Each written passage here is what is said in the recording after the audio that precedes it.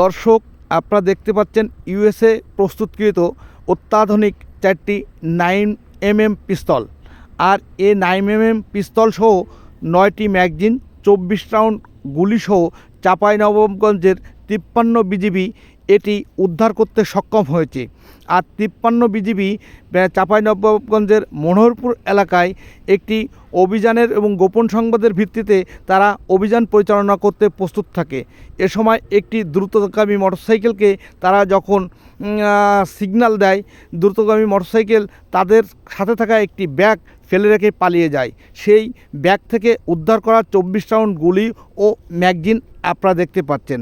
দর্শক, চাঁপাইনবাবগঞ্জের সীমান্তের বিজিবি কিন্তু কঠোর নজরদারি অভিযান অব্যাহত রেখেছে, যা প্রতিনিয়তই আপনারা ভিডিওর মাধ্যমে দেখতে পাচ্ছেন।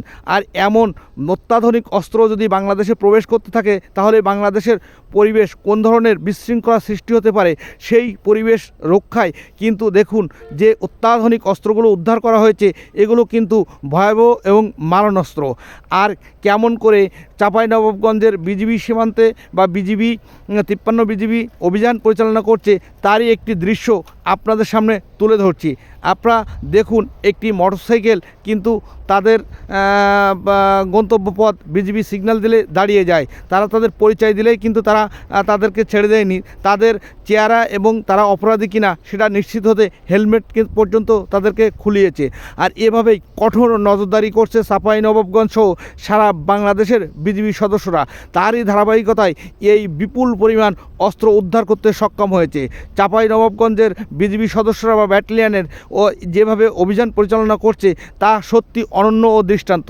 দেশ রক্ষায় বিজিবি সদস্যদের এ অগ্রণী ভূমিকা দেশবাসী সবসময় মনে রাখবে। পাশে পাশে আপনারা সবসময় বিজিবি সহ আইনশৃঙ্খলা রক্ষাকারী বাহিনীকে অবশ্যই সহযোগিতা করবেন।